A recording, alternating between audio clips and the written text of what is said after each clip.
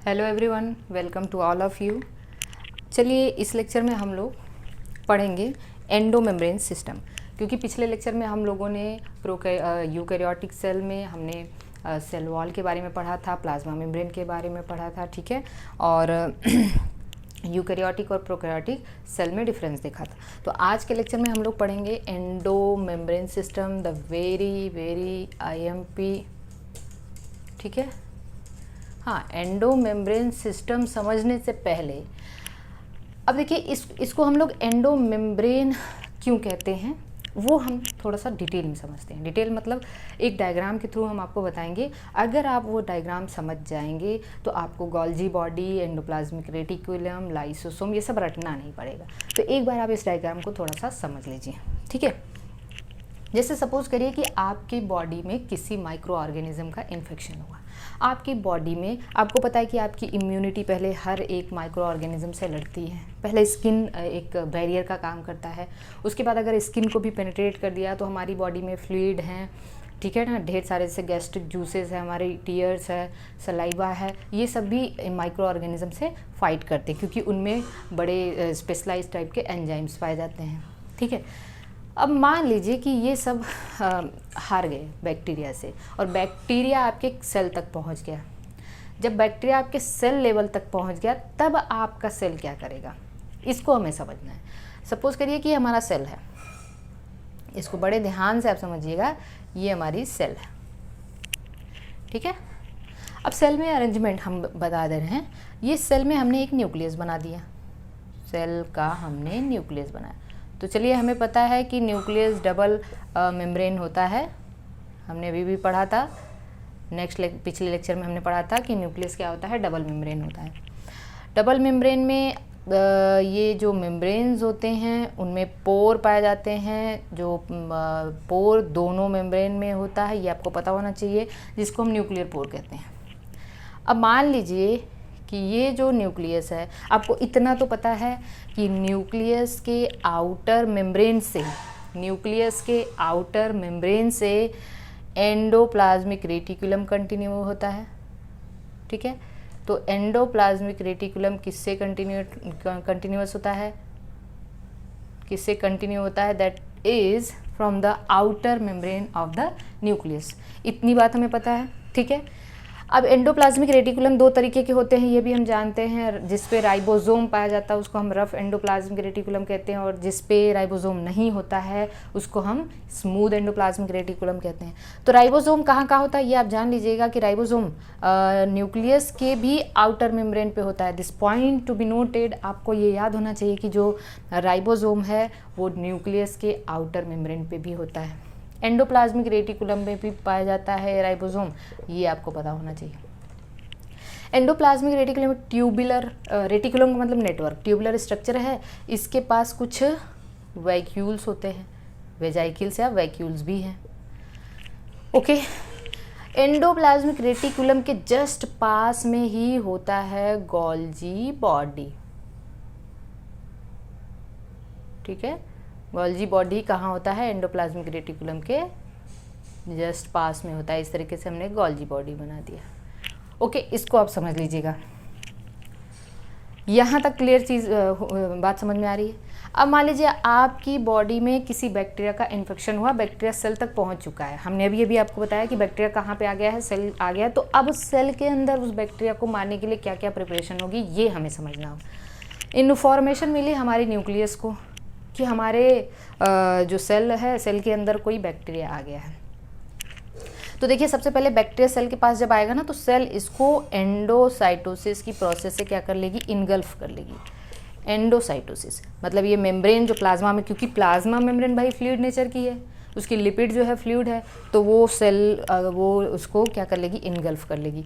Engulf करेगी तो bacteria आ गया यहाँ पे, ठीक है, जिसको हम कहते हैं एंडोसाइटोसिस।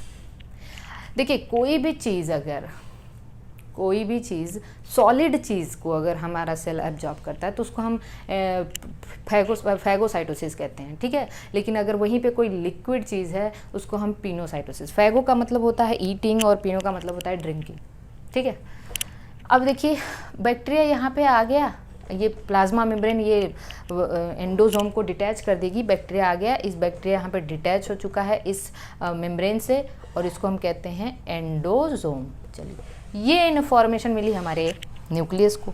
न्यूक्लियस के अंदर अब इसको मारने के लिए कुछ है, मारने के लिए क्या चाहिए इसको बताइए मुझे। इसको किल करने के लिए हाइड्रोलाइटिक एंजाइम चाहिए। आपको पता है कि बैक्टीरियल एंजाइम एंटीबैक्टीरियल एंजाइम है वो हाइड्रोलाइटिक एंजाइम से, लाइसोजाइम चाहिए। एंजाइम एक प्रोटीन है, तो प्रोटीन बनाने के लिए प्रोटीन सिंथेसिस करना पड़ेगा। प्रोटीन सिंथेसिस करने से पहले एमआरएनए बनाना पड़ेगा, और एमआरएनए बनाने से पहले डीएनए रेप्लिकेशन करना पड़ेगा। ठीक है, तो इस न्यूक्लियस में जो डीएनए प्रेजेंट है वो अपना रेप्लिकेशन स्टार्ट कर देगा। तो डीएनए से क्या बन गया, डीएनए बन गया, डीएनए रेप्लिकेशन हो गया। उसके बाद एमआरएनए बना दिया इसने, तो ये तो डीएनए है, और उसके बाद इसने क्या बनाया, एमआरएनए बनाया।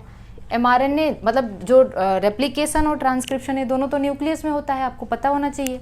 अगर यूकैरियोटिक सेल है तो इसमें न्यूक्लियस में होगा, लेकिन प्रोटीन सिंथेसिस कहाँ होती है, एंडोप्लाज्मिक रेटिकुलम या साइटोसॉल कह सकते हैं। प्रोटीन सिंथेसिस कहाँ होती है, सेल के बाहर साइटोसॉल में होती है। और साइटो मतलब ये एंडोप्लाज्मिक रेटिकुलम पे जो राइबोसोम प्रेजेंट है वो प्रोटीन बना देंगे, तो उस राइबोसोम की हेल्प से ये एमआरएनए बाहर जाएगा और यहाँ पे प्रोटीन बन जाएगी। तो प्रोटीन बनने का काम कहाँ पे हुआ, एंडोप्लाज्मिक रेटिकुलम। बहुत ही आईएमपी है, इसे आप याद रखिएगा। प्रोटीन बन चुका है, अब इस एंडोप्लाज्मिक रेटिकुलम ने इस प्रोटीन को पैक किया, इस प्रोटीन को पैक कर दिया इस सारे वैक्यूल के अंदर। इस वैक्यूल के अंदर इसकी पैकेजिंग हो गई, इसको पैक किया, इसको ट्रांसफ़र किया वैक्यूल की हेल्प से।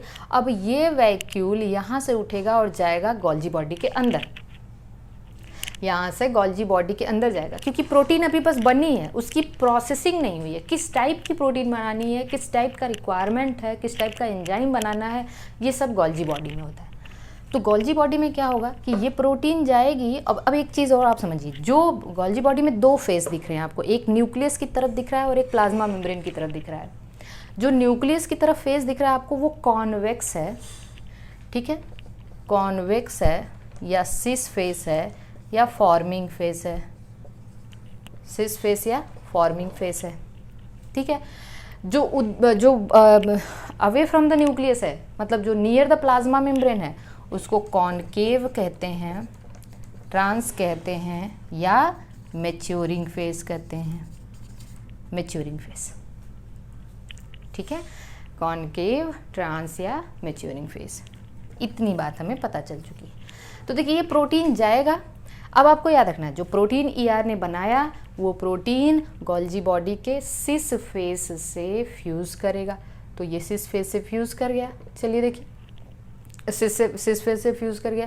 ये प्रोटीन कहाँ पे आएगा, जब लाइसोसोम में इसका प्रोसेसिंग होगा, यहीं पे डिसाइड हो जाएगा कि किस टाइप की प्रोटीन बनानी है। उसका प्रोटीन की प्रोसेसिंग होगी, प्रोटीन का जो स्पेशलाइजेशन है, किस टाइप की प्रोटीन चाहिए, वो मॉडिफिकेशन कहाँ होगा, गोल्जी बॉडी के अंदर होगा। तो गोल्जी बॉडी क्या है, इसने प्रोसेसिंग करी, और ये प्रोटीन की प्रोसेसिंग होने के बाद बिफोर प्रोसेसिंग वो सिस फेस से फ्यूज़ किया था, आफ्टर प्रोसेसिंग ये इसके ट्रांस फेस से बाहर आ जाएगा, इसके ट्रांस फेस या मैच्योरिंग फेस से बाहर आ गया। और यही वैक्यूल जो गोल्जी बॉडी के ट्रांस फेस से बाहर आया है, इसको हम लोग कहते हैं प्राइमरी लाइसोसोम। प्राइमरी, तो आप बड़ा आपको एकदम समझ में आना चाहिए कि प्राइमरी लाइसोसोम किससे बना है, गोल्जी बॉडी से बना है।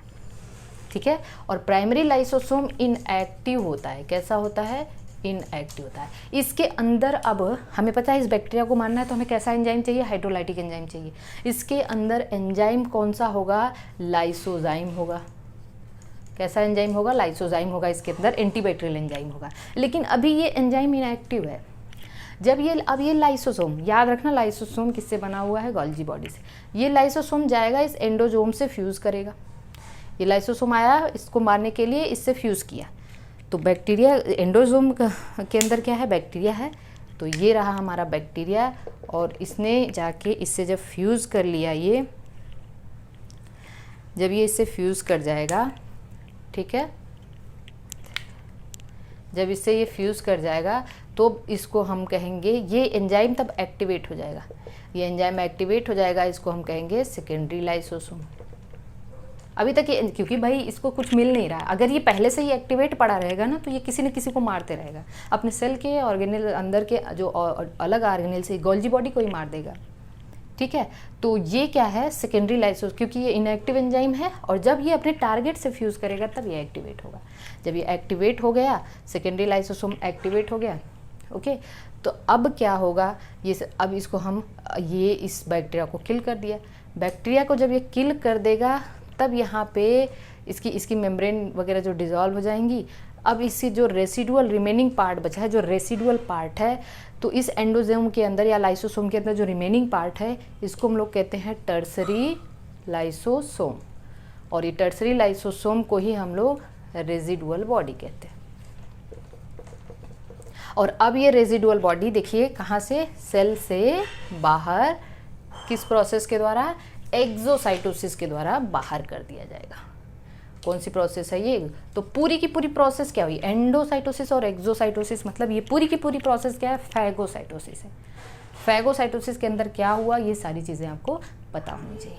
अगर यही कोई लिक्विड पार्टिकल होता तो इसको हम पिनोसाइटोसिस कहते हैं। पिनोसाइटोसिस का मतलब सेल ड्रिंकिंग है और फैगोसाइटोसिस का मतलब सेल ईटिंग है। इस चीज़ को आप जब समझ लेंगे तब आपको ये बहुत ही सिंपल लगेगा कि किसका किसका क्या क्या रोल है, ओके। अब चलिए हम रोल देखते हैं। रोल समझने के लिए इसमें हम एंडो मेम्ब्रेन, इसको हमने क्यों कहा, एंडो मेम्ब्रेन कहने का मतलब ये सारी की सारी घटना एक मेम्ब्रेन के अंदर, प्लाज्मा मेम्ब्रेन के अंदर हो रही है, इसलिए इसको अपने endo membrane system. Endo membrane system में कौन कौन से पार्ट ने पार्टिसिपेट किया, तो वो है वैक्यूल, ठीक है, गोल्जी बॉडी, एंडोप्लाज्मिक रेटिक्यूलम और लाइसोसोम, ओके। इसको गर्ल सिस्टम भी कहते हैं, ये ऑफिशियल टर्म है, आप इसमें कंफ्यूज नहीं हो जाइएगा। ये गर्ल सिस्टम कहते हैं, याद रखने के लिए इसे वो गर्ल से आप याद कर लेंगे। तो ये क्या है, वैक्यूल है, और ये गोल्जी बॉडी है, ये एंडोप्लाज्मिक रेटिक्यूलम है, और ये लाइसोसोम है, ठीक है। इसमें क्या क्या ये आपको पता है, वैक्यूल, गोल्जी बॉडी, एंडोप्लाज्म। अब आपके बुक में एक चीज़ ये दिया हुआ है कि क्या माइटोकॉन्ड्रिया, ये एंडो मेम्ब्रेन सिस्टम, ये इनका जो फंक्शन है, इनका फंक्शन एक दूसरे से क्या है, कोऑर्डिनेटेड है। मेम्ब्रेन के अंदर ही हो रहा है, फंक्शन एक दूसरे से कोऑर्डिनेटेड है। तो आपके बुक में दिया है, हालांकि माइटोकॉन्ड्रिया, क्लोरोप्लास्ट मतलब प्लास्टिड, माइटोकॉन्ड्रिया, पैरोक्सिसोम, ये सब का फंक्शन इनसे कोऑर्डिनेटेड नहीं है, इसलिए ये एंडो मेम्ब्रेन सिस्टम के पार्ट नहीं है। ये चीज़ आपको पता होनी चाहिए। तो अगर आपको दे दिया एंडो मेम्ब्रेन सिस्टम का पार्ट है माइटोकॉन्ड्रिया, नहीं है, माइटोकॉन्ड्रिया का यहाँ पे कोई रोल ही नहीं है, प्लास्टिड का रोल ही नहीं है, पैरोक्सिसोम का रोल ही नहीं है, तो एंडो मेम्ब्रेन सिस्टम अब आपको आना चाहिए। अच्छा, एक चीज़ आप ये समझिए कि अगर मान लीजिए बार बार हमारी सेल बार बार माइक्रो ऑर्गेनिज्म को अंदर लेके आ रही है, तो अंदर लाने में उसका प्लाज्मा मेम्ब्रेन टूट रहा है ना, क्योंकि एंडोसोम बन रहा है इसी मेम्ब्रेन से। तो प्लाज्मा मेम्ब्रेन टूटने की वजह से ये तो मेम्ब्रेन धीरे धीरे छोटी होती जाएगी, तो इसी वजह से ये एक्सोसाइटोसिस भी करना पड़ता है। देखिए ये जो मेम्ब्रेन टूटी है ना, जितनी बड़ी मेम्ब्रेन जो एंडोसोम बना है वही वैक्यूल, उतना बड़ा वैक्यूल गया एंडोप्लाज्मिक रेटिकुलम से, और वो वैक्यूल यहाँ फ्यूज़ किया, फिर उतना ही बड़ा वैक्यूल इस पार्ट से बाहर आएगा, फिर उतना ही बड़ा लाइसोसोम बनेगा, फिर उतना ही बड़ा ये जो रेजिडुअल बॉडी वाला लाइसोसोम बनेगा, और जितना यहाँ से टूटा है उतना यहाँ से जाके फिर से उस मेम्ब्रेन में डिजॉल्व मतलब अटैच हो जाएगा। ये चीज़ें बाहर चली जाएंगी और ये मेम्ब्रेन की साइज़ जहाँ जितना यहाँ से टूटा था उसको क्या कर देगा, बराबर कर देगा, ठीक है। तो ये बहुत ही नेचर की जो क्रिएशन है, ऑसम है, तो हम इसको समझ सकते हैं कि ये क्या होने जा रहा है। अब यहाँ से हम एक एक पार्ट एंडोमेम्ब्रेन सिस्टम के वैक्यूल के बारे में हम लोग देखेंगे, आगे वो अलग चीज़ है। पहले हम लोग देख लेते हैं कि एंडोप्लाज्मिक रेटिकुलम का क्या फंक्शन है। तो हमने ये बताया कि जो हमारा एंडोप्लाज्मिक रेटिकुलम है इसका रोल क्या है। तो एंडोप्लाज्मिक रेटिकुलम तो दो तरीके का हमें पता चल चुका है, एक है रफ एंडोप्लाज्मिक रेटिकुलम और दूसरा है smooth endoplasmic reticulum. Rough endoplasmic reticulum को हालांकि हम रफ क्यों कहते हैं, क्योंकि इस पे राइबोसोम अटैच्ड होता है, स्मूथ में नहीं होता है। तो जहाँ पे राइबोसोम होगा वो प्रोटीन सिंथेसिस के लिए रिस्पॉन्सिबल है, प्रोटीन सिंथेसिस, और smooth endoplasmic reticulum lipid synthesis and steroidal hormone, क्योंकि स्टेरॉइड्स भी लिपिड हैं, हमने पढ़ाया हुआ है, स्टेरॉयडल हार्मोन्स के फॉर्मेशन के लिए रिस्पॉन्सिबल है। तो रफ और स्मूथ हमें समझ में आ गया। फिर एंडोप्लाज्मिक रेटिकुलम एक लॉन्ग ट्यूबुलर स्ट्रक्चर हैं जो कि साइटोप्लाज्म पाए जाते हैं साइटोसॉल में। और ये क्या करते हैं, ये चीज़ आपको पता होनी चाहिए कि ये हमारे जो साइटोप्लाज्म है या साइटोसॉल है उसको 2 कंपार्टमेंट में डिवाइड करते हैं। इसको 2 कंपार्टमेंट में डिवाइड करते हैं। इसको ध्यान से यहाँ पे देखिएगा। एक तो ये है, ये ल्यूमन है ना, इंट्राल्यूमन, इस यहाँ पे जो साइटोसॉल पाया जाएगा है उसको हम कहेंगे इंट्राल्यूमन साइटोप्लाज्म, और बाहर क्या होगा, एक्स्ट्राल्यूमन साइटोप्लाज्म। तो ये ल्यूमिनल प्लाज्म, ल्यूमिनल साइटोप्लाज्म होगा अंदर का, जो एंडोप्लाज्मिक रेटिकुलम के अंदर है, और जब बाहर होगा उसको हम एक्स्ट्राल्यूमिनल कहेंगे। तो इसको 2 कंपार्टमेंट में डिवाइड करता है, ठीक है। एंडोप्लाज्मिक रेटिकुलम के अंदर प्रोटीन सिंथेसिस हुई और वो प्रोटीन वैक्यूल में जाके फिर ये कहाँ से फ्यूज़ कर जाएगी, गोल्जी बॉडी से। तो ये है एंडोप्लाज्मिक रेटिकुलम। चलिए गोल्जी बॉडी के बारे में हम लोग देख लेते हैं। आप अब बुक ज़रूर पढ़ते रहिएगा, बुक में दिया हुआ है सब कुछ, आप रीड करते जाइए, कॉन्सेप्ट हम बताते जा रहे हैं। बुक आपके सामने होनी चाहिए और डायमीटर वगैरह बुक में दिया हुआ है, वो आप देख लीजिएगा। गोल्जी बॉडी की डिस्कवरी कैमिलो गोल्जी ने की थी शायद 1898, वॉट एवर द डेट हम कंफर्म नहीं है, 1898 समथिंग। तो कैमिलो गोल्जी, अब गोल्जी बॉडी क्या है, इसको एक चीज़ आप याद रखिएगा, इसको गोल्जी कॉम्प्लेक्स कहते हैं, ठीक है। और प्लांट सेल में इसको डिक्टियोसोम कहते हैं। ये एग्जाम में क्वेश्चन आ चुका है, डिक्टियोसोम। प्लांट सेल में इसको हम डिक्टियोसोम कहते हैं, in plant cell called as dictyosome. ये चीज़ बड़ी इंपॉर्टेंट है, ये आपको याद रखना होगा, ये एग्जाम में पूछा जा चुका है। अब आप देखिए गोल्जी बॉडी का हमने अभी बताया कि जो न्यूक्लियस की तरफ है वो सिस फेस है, कॉन्वेक्स फेज है और फॉर्मिंग फेस है। जो न्यूक्लियस की तरफ है सिस है, कॉन्वेक्स है, फॉर्मिंग है, और जो अवे फ्रॉम द न्यूक्लियस है, जो प्लाज्मा मेम्ब्रेन की तरफ है, उसको हम ट्रांस फेज, मैच्योरिंग फेस या फिर कॉनकेव फेस कहते हैं। जो प्रोटीन गोल्जी एंडोप्लाज्मिक रेटिकुलम में बना हुआ है, ठीक है, उसकी प्रोसेसिंग कहाँ होगी, गोल्जी बॉडी के अंदर होगी। और वो प्रोटीन किस फेज से अटैच होगा, सिस फेज से अटैच होगा। आफ्टर प्रोसेसिंग वो ट्रांस फेज से मैच्योरेशन फेज से बाहर आएगा, इतना बात हमें पता है। यही रीज़न है कि क्यों गोल्जी बॉडी और एंडोप्लाज्मिक रेटिकुलम एक दूसरे के पास होते हैं, ये हमें पता होना चाहिए। This is the reason why Golgi body and endoplasmic reticulum are very near to each other, ठीक है, ये हमें बात पता चल चुकी है। अब एक और चीज़ है कि जो गोल्जी बॉडी है इसने प्रोटीन बनाया, ठीक है। प्रोटीन इसका, अब देखिए सिस और ट्रांस फेज जो है ना, या हम ऐसे कह सकते हैं, इसने जो प्रोटीन बनाया वो प्रोटीन का टारगेट कहाँ हो सकता है, उसने प्रोटीन बनाया, वो प्रोटीन हमेशा क्या होती है, इन एक्टिव स्टेज में होती है, और जब वो अपने टारगेट पे जाती है, जब उसको ज़रूरत पड़ती है, तब वो एक्टिवेट होता है, ओके। अब ये इसने जो प्रोटीन बनाया उसका टारगेट इंट्रासेलुलर हो सकता है या एक्स्ट्रा सेलुलर हो सकता है, ठीक है। सेल के अंदर भी उसका टारगेट हो सकता है, सेल के अंदर बैक्टीरिया आ गया उसको मारना है, बाहर जाना है कहीं, कुछ सेल बाहर कोई उसकी ज़रूरत है प्रोटीन की, तो वो बाहर बना के भेज दिया, ओके। तो जो इसका टारगेट है वो इंट्रासेलुलर भी हो सकता है और एक्स्ट्रा सेलुलर भी हो सकता है, मतलब सेल के बाहर हो सकता है। तो बात यहाँ तक क्लियर हो चुकी है। गोल्जी बॉडी एक इस बार जो एग्ज़ाम में शायद पिछले साल एग्ज़ाम में क्वेश्चन आया हुआ था कि इसने ग्लाइकोलिपिड और ग्लाइकोलिपिड एंड ग्लाइकोप्रोटीन का भी फॉर्मेशन करता है, ग्लाइकोप्रोटीन। तो कोई बड़ी बात नहीं, अभी अभी हमने आपको बताया था ग्लाइकोलिपिड और ग्लाइकोप्रोटीन ये प्लाज्मा मेम्ब्रेन में पाए जाने वाले 2 टाइप जो कार्बोहाइड्रेट है। जो कार्बोहाइड्रेट लिपिड से अटैच्ड होते हैं उनको हम ग्लाइकोलिपिड कहते हैं, जो प्रोटीन से अटैच्ड होते हैं उनको हम ग्लाइकोप्रोटीन्स कहते हैं। तो this is all about the Golgi body. चलिए लाइसोसोम के बारे में देखते हैं हम कि लाइसोसोम क्या है, ठीक है। लाइसोसोम, हमें इतना तो पता चल चुका है कि लाइसोसोम कैसे बनेगा। लाइसोसोम बनेगा गोल्जी बॉडी से, ठीक है। गोल्जी बॉडी से जो वेसिकल्स डिटैच हुए हैं उनमें जो भी एंजाइम या प्रोटीन है वो लाइसोसोम है। तो हमें लाइसोसोम कहाँ से बना है, गोल्जी बॉडी से। इसके अंदर हाइड्रोलाइटिक एंजाइम्स होते हैं। हाइड्रोलाइटिक एंजाइम्स को हम लोग हाइड्रोलेजेस कहते हैं। वो कार्बोहाइड्रेट को भी तोड़ सकते हैं, फैट को भी तोड़ सकते हैं, प्रोटीन्स को भी। तो वो क्या क्या हो सकते हैं, लाइपेजेस हो सकते हैं, प्रोटीएजेस हो सकते हैं, ठीक है, और कार्बोहाइड्रेजेस हो सकते हैं। तो हमें इतनी बात पता चल चुकी है कि ये हाइड्रोलाइटिक और जो कि एसिडिक पीएच पे एक्टिवेट होते हैं। इनका एक्टिवेशन किस पे होता है, एसिडिक पीएच पे।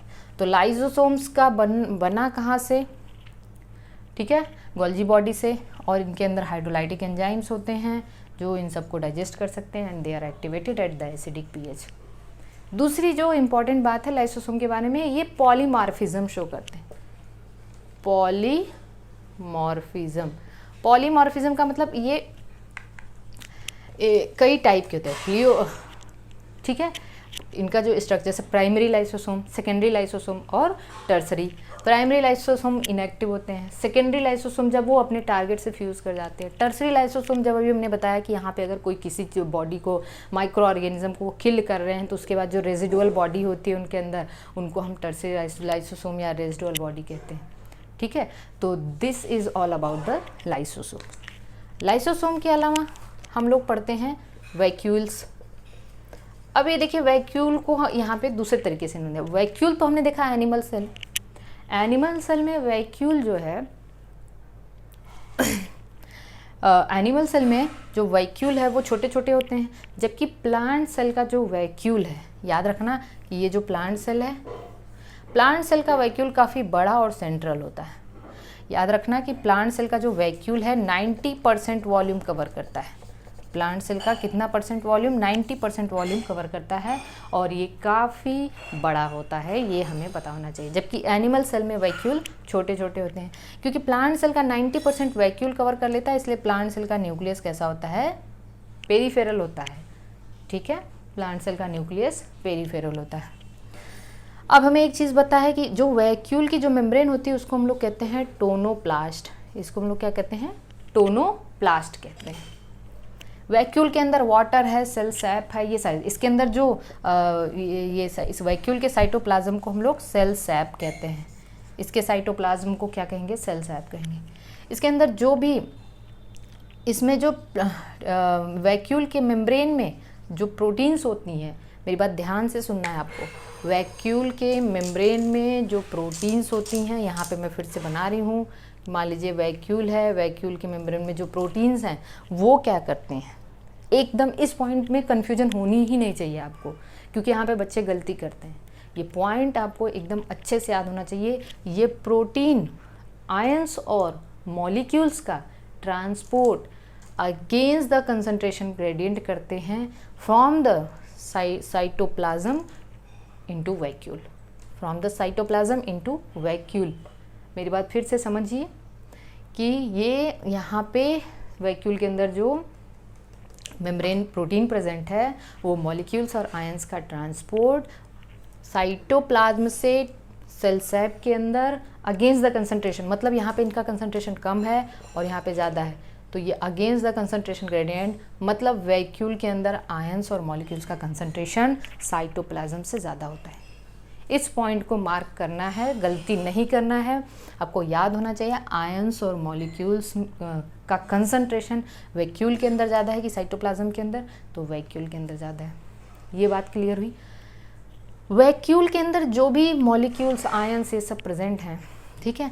अब आप देखिए वो सेल के लिए वेस्ट होते हैं, वो क्या है, वेस्ट है। ये चीज़ भी एनसीईआरटी में लिखा हुआ है। कुछ एग्जाम्पल दिया हुआ है, जैसे फूड वैक्यूल, प्रोटिस्टा में बताया फूड वैक्यूल्स है, अमीबा में कॉन्ट्रैक्टाइल वैक्यूल है, ठीक है, कॉन्ट्रैक्टाइल वैक्यूल। और ये कॉन्ट्रैक्टाइल वैक्यूल का रोल आपको पता है किस में है, एक्सक्रीशन में है। तो this is all about the vacuoles. तो हमने एंडोमेम्ब्रेन सिस्टम के बारे में बड़े अच्छे से समझा कि एंडोमेम्ब्रेन सिस्टम जो है उनमें कौन कौन से क्या क्या प्रेजेंट होते हैं। एंडोमेम्ब्रेन सिस्टम में वैक्यूल है, एंडोप्लाज्मिक रेटिकुलम है, गोल्जी बॉडी है और लाइसोसोम है। So this is all about the endomembrane system. अब आप देखिए यहाँ पे नेक्स्ट हम लोग पढ़ते हैं अगला टॉपिक माइटोकॉन्ड्रिया। माइटोकॉन्ड्रिया समझने के लिए जो भी यहाँ पे हमने अभी आपको बताया था कि ये डबल मेम्ब्रेन है, चलिए ये चीज़ आपको समझ में आनी चाहिए। डबल मेम्ब्रेन है, ये बात आपको समझ में आ गई है। सॉरी, ये डबल मेम्ब्रेन है। और अब आप एक चीज़ समझिए, इसका जो डायमीटर है वो शायद एनसीईआरटी में कितना दिया हुआ है, 0.5 माइक्रोन मीटर के आसपास है। ठीक है, 5 माइक्रोन मीटर के आसपास है, कुछ ऐसा है, आप एक बार कंफर्म कर लीजिएगा, I am not very sure. तो अब जो माइटोकॉन्ड्रिया है उसमें ये डबल मेम्ब्रेन है, ये बात हमें पता है। इसका स्ट्रक्चर हम लोग थोड़ा सा देखते हैं, क्योंकि देखिए हम इसको बहुत डिटेल इसलिए नहीं पढ़ा रहे हैं ना कि हम लोग इसको रेस्पायरेशन वाले टॉपिक में पढ़ेंगे। जब रेस्पायरेशन पढ़ेंगे और जब हम फोटोसिंथेसिस पढ़ेंगे तो वहाँ पे हम लोग क्लोरोप्लास्ट वगैरह पढ़ते हैं। तो एक बार हम इसको देख लेते हैं कि जो माइटोकॉन्ड्रिया है डबल मेम्ब्रेन है। तो चलिए हमने इसको डबल मेम्ब्रेन बना दिया। ठीक है, पहले हमने आउटर मेम्ब्रेन बनाना है, तो ये मैंने आउटर मेम्ब्रेन बना दिया। इसके बाद देखिए इनर मेम्ब्रेन की इनफोल्डिंग्स होती है। इनर मेम्ब्रेन की जो इनफोल्डिंग्स है ये है आउटर माइटोकॉन्ड्रियल मेम्ब्रेन, ये है इनर माइटोकॉन्ड्रियल मेम्ब्रेन। ठीक है, आप इसको थोड़ा सा ध्यान से देखिएगा, outer mitochondrial membrane, inner mitochondrial membrane. और उसके बाद हम लोग देखते हैं इनके बीच में जो स्पेस है, इनके बीच में जो स्पेस है इसको हम लोग कहते हैं इंटर माइटोकॉन्ड्रियल स्पेस या फिर पेरी माइटोकॉन्ड्रियल स्पेस। इसको हम लोगों ने पेरी माइटोकॉन्ड्रियल स्पेस भी कहा। ये बात हमें पता होनी चाहिए। जो सबसे इम्पॉर्टेंट बात है, माइटोकॉन्ड्रिया की आउटर मेम्ब्रेन पोरस होती है। माइटोकॉन्ड्रिया की आउटर मेम्ब्रेन कैसी होती है, पोरस। क्यों पोरस होती है, इसमें पोरिन प्रोटीन पाए जाते हैं, पोरिन प्रोटीन्स पाए जाते हैं। आप एक चीज़ हमेशा याद रखिएगा कि ये पोरिन प्रोटीन केवल माइटोकॉन्ड्रिया में नहीं होता, ये प्लास्टिड में और ग्राम नेगेटिव बैक्टीरिया में भी होता है। तो पोरिन प्रोटीन प्लास्टिड और ग्राम नेगेटिव है। प्लास्टिड में क्लोरोप्लास्ट, क्रोमोप्लास्ट और ल्यूकोप्लास्ट आएंगे। तो अगर एग्जामिनर आपसे पूछता है, मेरी बात एकदम ध्यान से सुनना है, एग्जाम ऐसा दिया भी है, क्लोरोप्लास्ट वाला टॉपिक आप पढ़ेंगे तो वहाँ पे ये चीज़ दी भी हुई है कि जो क्लोरोप्लास्ट की आउटर मेम्ब्रेन है that is more permeable than the inner. More permeable कैसे, परमिएबिलिटी उसकी ज़्यादा क्यों है, क्योंकि वो पोरस है due to the presence of porin protein. तो ये पोरिन प्रोटीन कहाँ होता है, माइटोकॉन्ड्रिया, क्लोरोप्लास्ट मतलब प्लास्टिड में और ग्राम नेगेटिव बैक्टीरिया में। इसके अलावा जब हम इनर मेम्ब्रेन की तरफ जाएंगे तो इनर मेम्ब्रेन में मेरी बात ध्यान से सुनना है, इसकी इनफोल्डिंग्स को हम लोग क्रिस्टी कहते हैं या क्रिस्टा कह दिया हमने। क्रिस्टा पे क्या होते हैं, ये माइटोकॉन्ड्रियल की फंक्शनल यूनिट होती है जिसको हम ऑक्सीजोम कहते हैं। ये हम लोग अभी आगे पढ़ेंगे, तो हम बस एक व्यू यहाँ पे आपको ओवरव्यू बता दे रहे हैं। ये जो ऑक्सीजोम या F0F1 पार्टिकल, FOF1 पार्टिकल भी कहते हैं इसको। सेम ऐसा पार्टिकल क्लोरोप्लास्ट में होता है, वहाँ पे इसको हम CF0CF1 particle, C for chloroplast. ठीक है, जहाँ पे किसकी सिंथेसिस होती है, ATP की सिंथेसिस होती है, यहीं पे एनर्जी का फॉर्मेशन होता है। जो क्रिस्टी है वो सरफेस एरिया को भी इंक्रीज करती है। ठीक है, ये पॉइंट आपको याद होना चाहिए। इसके अलावा क्या है, इनर माइटोकॉन्ड्रियल मेम्ब्रेन पे ही क्या होता है, इलेक्ट्रॉन ट्रांसपोर्ट चेन पाया जाता है।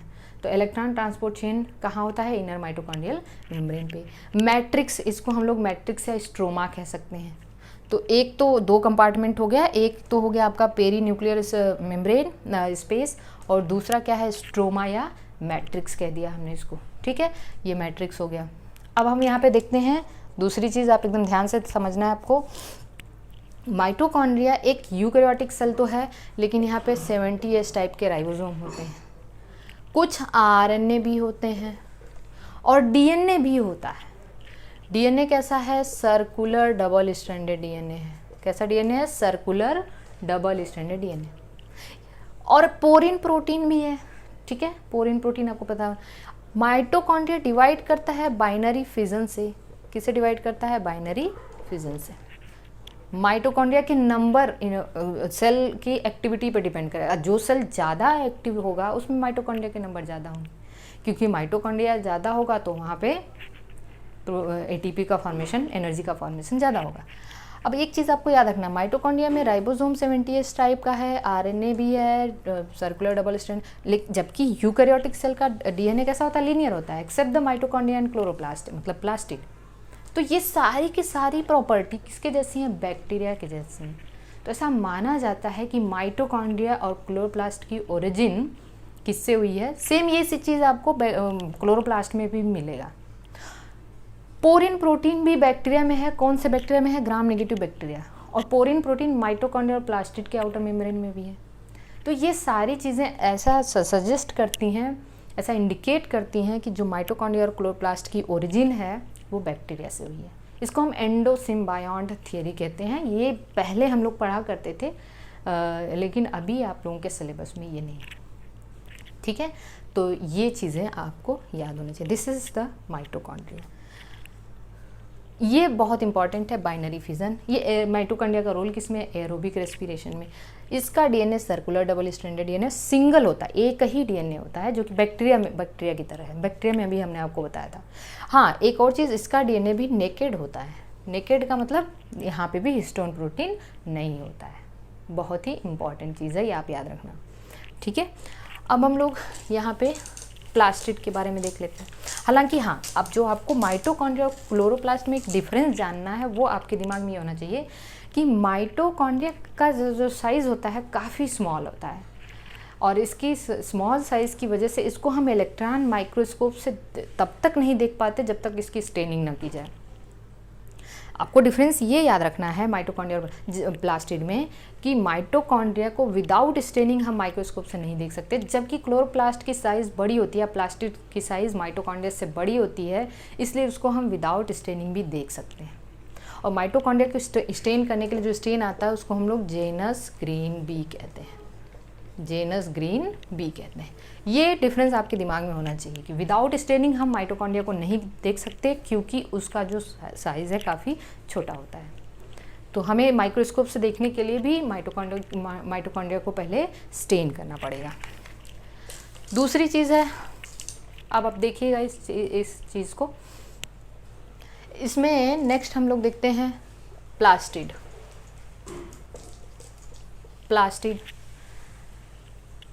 प्लास्टिड अभी हमने आपको बताया कि इसका साइज़ बड़ा है, तो इसको हम केवल ये प्लांट सेल का फीचर है, इसको हम लोग देख सकते हैं इलेक्ट्रॉन माइक्रोस्कोप से। 3 तरीके का है, एक है क्लोरोप्लास्ट, दूसरा है क्रोमोप्लास्ट,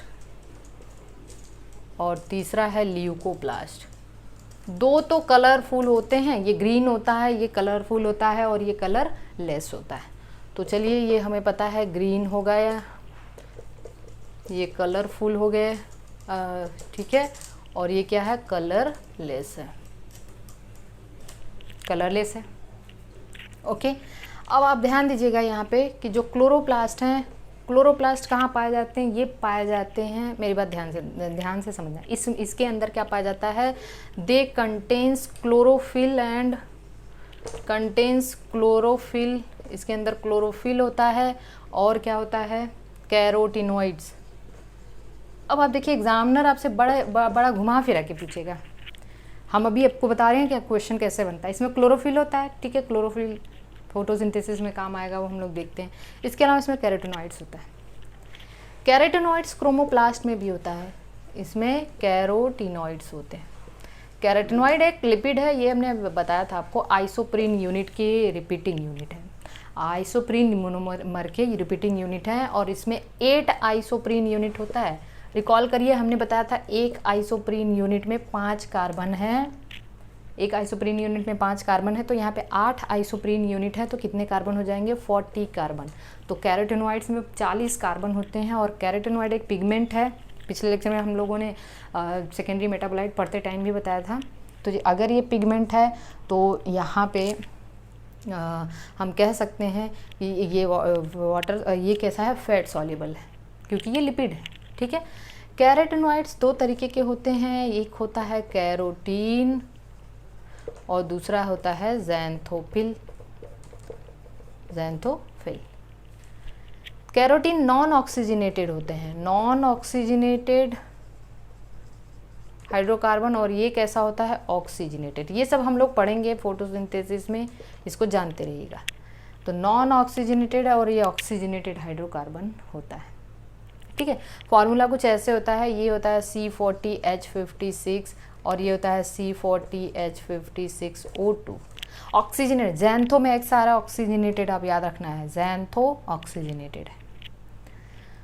हाँ, अब आप इसका इसी की वजह से मतलब ये जो प्लांट हैं येलो, मतलब वहाँ पे जो इसके प्लांट के पार्ट हैं स्टोर्ड, या हम कह सकते हैं जो वो कैरेट है, इन सब का जो कलर है वो किसकी वजह से होता है, क्रोमोप्लास्ट की वजह से।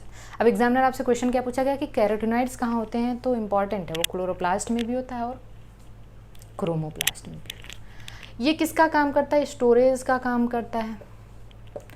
अगर वो कार्बोहाइड्रेट स्टोर कर रहा है तो इसको हम अमाइलोप्लास्ट कहते हैं, अमाइलोप्लास्ट। अगर वो प्रोटीन स्टोर कर रहा है तो इसको हम अल्यूरोप्लास्ट कहते हैं। और अगर वो लिपिड स्टोर कर रहा है या ऑयल स्टोर कर रहा है तो इसको हम एलायोप्लास्ट या लिपिडोप्लास्ट भी कहते हैं, एलायोप्लास्ट या लिपिडोप्लास्ट भी कहते हैं। गॉट इट, ठीक है। सो दिस इज़ द जो इसका क्लासिफिकेशन है वो बताया मैंने आपको। अब अगर हम एक क्लोरोप्लास्ट का स्ट्रक्चर देख लेते हैं, एक क्लोरोप्लास्ट का स्ट्रक्चर आप थोड़ा ध्यान से देखिएगा।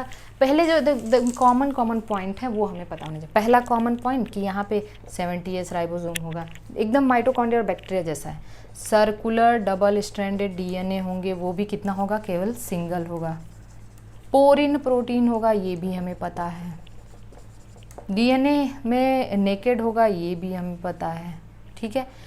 इसके अलावा RNA भी होंगे यहाँ पे, और RNA DNA राइबोसोम सब कुछ है, तो ये खुद अपना प्रोटीन सिंथेसिस कर सकते हैं। इसके बाद क्या है, ध्यान दीजिएगा, ये भी डिवाइड करते हैं किससे, बाइनरी फिजन से, क्योंकि इसकी आउटर मेम्ब्रेन में पोरिन प्रोटीन है तो आउटर मेम्ब्रेन ज़्यादा परमिएबल है as compare to inner membrane. Okay, यहाँ तक बात एकदम बिल्कुल किसके तरह है, ये माइटोकॉन्ड्रिया की तरह है। अब आप एक चीज़ देखिए, हाँ एक चीज़ और समझ लीजिए कि माइटोकॉन्ड्रिया और प्लास्टिड ये दोनों के पास अपने प्रोटीन बनाने की क्षमता है, क्योंकि ये अपना प्रोटीन खुद बना सकते हैं, है ना। तो ये ऑटोनॉमस हुए ना, क्योंकि ये प्रोटीन अपनी प्रोटीन बनाने के लिए न्यूक्लियस पे डिपेंड नहीं होंगे, क्योंकि जो और प्रोटीन कहाँ से बनता है, न्यूक्लियस ने DNA रेप्लिकेशन कराया, mRNA बनाया, mRNA को बाहर भेज दिया गया, एंडोप्लाज्मिक रेटिकुलम ने प्रोटीन बनाया। लेकिन ये अपनी प्रोटीन खुद बना सकते हैं, क्योंकि प्रोटीन बनाने के लिए जितने भी रिक्वायरमेंट्स हैं, राइबोसोम, RNA, ठीक है ना, DNA, वो सब इनके पास है। लेकिन ऐसा होता है कि ये ऑटोनॉमस तो है, अपना काम खुद कर रहे हैं, लेकिन ये किसी और से लेते हैं, मतलब न्यूक्लियस से भी ले लिया, जो प्रोटीन एंडोप्लाज्मिक रेटिकुलम ने बनाया न्यूक्लियस के द्वारा, उससे भी लिया। तो इन दोनों को हम कहेंगे सेमी ऑटोनॉमस है। ये क्या है, सेमी ऑटोनॉमस, ये याद रखिएगा। तो सेमी ऑटोनॉमस स्ट्रक्चर कौन कौन है, माइटोकॉन्ड्रिया और प्लास्टिड। अब हमें एक चीज़ एकदम ध्यान से समझना है, एक क्लोरोप्लास्ट का स्ट्रक्चर देख लेते हैं। मान लीजिए ये भी डबल मेम्ब्रेन है, हमें इतनी बात पता है, डबल मेम्ब्रेन है, आउटर मेम्ब्रेन ज़्यादा परमिएबल है, क्योंकि आउटर मेम्ब्रेन में, हाँ आउटर मेम्ब्रेन ज़्यादा परमिएबल है क्योंकि आउटर मेम्ब्रेन में पोरिन प्रोटीन होती है, ये बात पता है, ठीक है। परमिएबिलिटी ज़्यादा है इसकी। बाहर ये आउटर मेम्ब्रेन हो गया, this is the outer, inner हो गया, और इसको ये इंटर मेम्ब्रेन स्पेस है, और ये इसको हम लोग स्ट्रोमा कहते हैं। इस स्ट्रोमा के अंदर सिक्के के ढेर जैसा कुछ ऐसे पाया जाता है यहाँ पे, like the stock of the coins, ऐसे ऐसे सिक्के के गट्ठर जैसा यहाँ पे ऐसा स्ट्रक्चर पाया जाता है। अब इस गट्ठर, इसको समझिएगा आप, इसको हम लोग क्या कहते हैं, इसको बहुत ध्यान से समझना है, इसको हम लोग कहते हैं ग्रेना, ठीक है। This is the grana and this is the stroma. समझने के लिए आपको पता होना चाहिए, ग्रेना में लाइट रिएक्शन होती है, क्या होती है, लाइट रिएक्शन, और स्ट्रोमा में क्या होता है, डार्क रिएक्शन। हम लोग फोटोसिंथेसिस पढ़ेंगे तो वहाँ पे ये चीज़ें आएंगी, अभी आप इसका ओवरव्यू देख लीजिए। ग्रेना में लाइट रिएक्शन होती है, स्ट्रोमा में डार्क रिएक्शन। ग्रेना में ये क्या है, ढेर सारी लैमेलीज है ना, लैमेलीज, ढेर सारी लैमेलीज मिलके ग्रेना बने। एक सिंगल लैमेली ले लेंगे तो इसको हम लोग कहेंगे थाइलेक्वाइड, थैलेक्वाइड। एक सिंगल लैमेली को हम लोग कहते हैं थैलेक्वाइड, याद रखना है आपको। सो हम इसको कह सकते हैं दीज आर द ग्रैनल लैमेली। ये ग्रैनल लैमेली, दो ग्रैनल लैमेली को आपस में जोड़ता है स्ट्रोमल लैमेली, स्ट्रोमल लैमेली या स्ट्रोमल लैमेली। दो ग्रैनल लैमेली को स्ट्रोमल, मतलब ढेर सारे थैलेकॉइड मिलके ग्रैना बनाए और दो ग्रैनल लैमेली को स्ट्रोमल लैमेली जोड़ेगा। अब आप एक चीज़ देखिए, जब हमने ये ग्रैना बनाया था, तो ये सारी की सारी लैमेली एक दूसरे के ऊपर ऐसे हैं कि यहाँ पे हमें दो रीज़न दिखाई दे रहे हैं। इस चीज़ को आप थोड़ा सा एकदम ध्यान से देखना है। एक रीज़न है जिसको हम लोग कहते हैं जो एकदम एक्सपोज पार्ट है, जो एक्सपोज्ड पार्ट है उसको हम लोग कहते हैं नॉन अप्रेस्ड रीजन या एक्सपोज्ड रीजन। जो धंसा हुआ पार्ट है, देखिए ना, ये सब नॉन अप्रेस्ड है, बाहर की तरफ जितने हैं वो नॉन अप्रेस्ड हैं, लेकिन ये जो अंदर है धंसा हुआ है, ये धंसा हुआ पार्ट है, इसको हम लोग कहते हैं appressed region. This is called as appressed region. जब आप फोटोसिंथेसिस पढ़ते हैं तो आपको वहाँ पे दो फोटो सिस्टम पढ़ना पड़ता है, एक होता है PS1 और दूसरा होता है PS2। मेरी बात एकदम ध्यान सुनना, ये फोटोसिंथेसिस में काम आएगा। PS1 और PS2। जो PS1 होता है वो नॉन अप्रेस्ड रीजन में होता है और जो PS2 होता है वो अप्रेस्ड रीजन में होता है। PS2 कहाँ पे होता है? अप्रेस्ड रीजन में होता है। एकदम बात समझ में आ रही है? ठीक है, तो जो PS1 है वो नॉन अप्रेस्ड रीजन में, PS2 कहाँ होता है? अप्रेस्ड। तो देखिए, जो ग्रैनल लैमेली है उसमें तो अप्रेस्ड और नॉन अप्रेस्ड दोनों पार्ट हैं, तो यहाँ पे PS1 और PS2 दोनों होता है। जबकि स्ट्रोमल लैमेली में केवल कहीं कहीं एक ही लैमेला है ना, एक ही थैलेकॉइड दिख रहा है आपको यहाँ पे, तो यहाँ पे PS2 नहीं होता, केवल PS1 होता है, क्योंकि केवल और केवल नॉन अप्रेस्ड पार्ट है, एक्सपोज पार्ट। आप एक और चीज़, जब लाइट रिएक्शन आप पढ़ते हैं, मेरी बात को ध्यान से सुनना है आपको। जब लाइट रिएक्शन आप पढ़ते हैं तो वहाँ पे आप देखते हैं दो तरीके के फोटोफॉस्फोराइलेशन होते हैं। एक होता है साइक्लिक फॉस्फोराइलेशन और दूसरा होता है नॉन साइक्लिक फोटोफॉस्फोराइलेशन। आप मुझे बता पाएंगे कि जो साइक्लिक फोटोफॉस्फोराइलेशन है उसमें कौन से फोटो सिस्टम का यूज़ होता है? साइक्लिक में PS1 का यूज़ है और नॉन साइक्लिक में PS1 एंड PS2 दोनों है।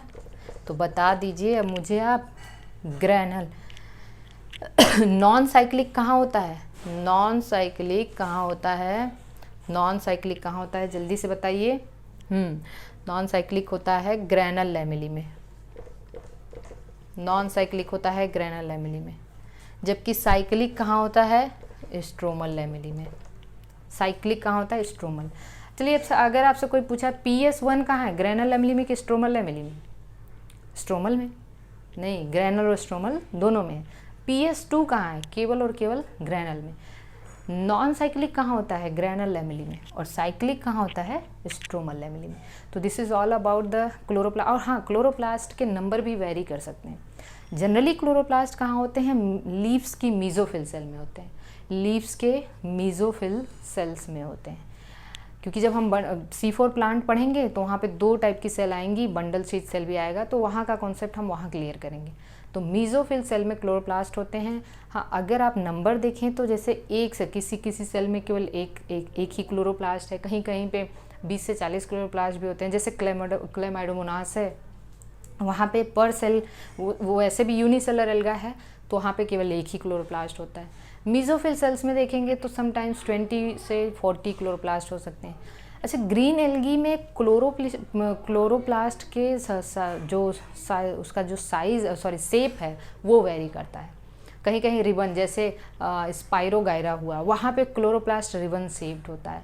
इसी तरीके से डिस्क शेप हो सकता है, स्फेरिकल हो सकता है, ओवल हो सकता है, स्टार शेप हो सकता है। ठीक है, तो क्लोरोप्लास्ट का जो शेप वेरी करता है वो कहाँ पे? एल्गी में। कौन से एल्गी में? ग्रीन एल्गी में। ये पॉइंट आपको याद रखना है, जब आप एल्गी पढ़ते हैं तो वहाँ पे भी ये चीज़ें आती हैं। और अब आप ये ध्यान दीजिए कि सबसे बड़ी बात आपको बस ये याद रखना है कि जो अगर एग्जामिनर आपसे, अब आपने देखा कि एक यूकैरियोटिक सेल देखा तो उसमें आपको दो सेमी ऑटोनॉमस स्ट्रक्चर देखने को मिलते हैं। तो सेमी ऑटोनॉमस स्ट्रक्चर कहाँ पे है? साइटोप्लाज्म में है। अगर आपसे सेमी ऑटोनॉमस स्ट्रक्चर कौन कौन से हैं, माइटोकॉन्ड्रिया और प्लास्टिड हैं। अगर आपसे एग्जामिनर पूछता है कि ऑर्गेनुलर राइबोसोम और साइटोसोलिक राइबोसोम में कौन बड़ा है, तो साइटोसोलिक राइबोसोम मतलब एंडोप्लाज्मिक रेटिकुलम पे जो है वो ATS है, और ऑर्गेनुलर राइबोसोम जो क्लोरोप्लास्ट और माइटोकॉन्ड्रिया के अंदर है वो 70S है। क्योंकि ये पॉइंट भी आपके बुक में दिया हुआ है कि जो साइटोसोलिक राइबोसोम है they are larger than the organellar ribosome. ATS है वो, और ऑर्गेनुलर राइबोसोम कितना है, 70S है। सो आज के लेक्चर में हम लोग ये देखेंगे। अगला एक छोटा सा लेक्चर होगा जिसमें हम आपका ये राइबोसोम और ये साइटोस्केलेटन, सीलिया, फ्लैजला, न्यूक्लियस, ये सब कवर कर देंगे। तो अभी जो है एकदम इसको आप एंडोमेम्ब्रेन सिस्टम, क्लोरोप्लास्ट और प्लास्टिड को एकदम सिंपल वे में मैंने बताया, इसको आप अच्छे से समझ लीजिएगा। Thank you.